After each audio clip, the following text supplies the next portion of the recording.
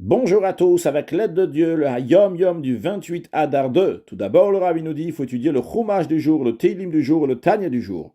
Puis, en lien avec le Chumash du jour, dans lequel on parle que Yom Hashmini Yimol Besar Orlato, que le 8e jour, il faut circoncire un garçon. Le Rabbi nous dit premièrement que lors du Birkat Hamazon, la bénédiction qu'on fait après avoir mangé du pain lors d'une circoncision, on dit des harachaman, donc on dit certaines bénédictions qui sont liées avec la Brit Mila.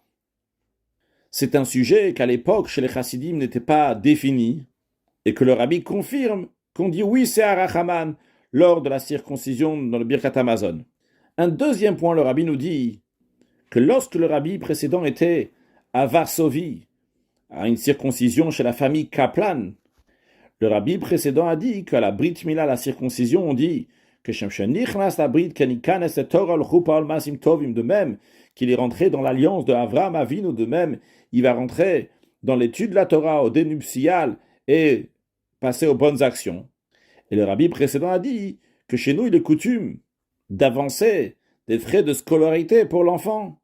Le rabbi précédent a donné une somme d'argent et il a dit ça c'est pour la yeshiva. Cette somme d'argent d'ailleurs était 20 zlates. Lorsque le rabbi est devenu rabbi au début des années 50, le rabbi de temps en temps était sandak chez certaines personnes, et le rabbi a mentionné ce que le rabbi précédent a fait, et le rabbi a dit qu'il faut fixer ça à chaque brit mila, à chaque circoncision, de donner à la yeshiva un avance pour la scolarité de l'enfant. Le rabbi avec un sourire a dit que tout d'abord, ça a une utilité, vu que la yeshiva va avoir de l'argent. Mais encore un point qui est essentiel, vu que c'est comme ça que le rabbi précédent a fait, eh bien il faut fixer cette coutume-là. Au début des années 50, le rabbi donc a donné 5 dollars. Il a dit que 5 dollars, ça correspond aux 20 zlates que le rabbi précédent avait donné.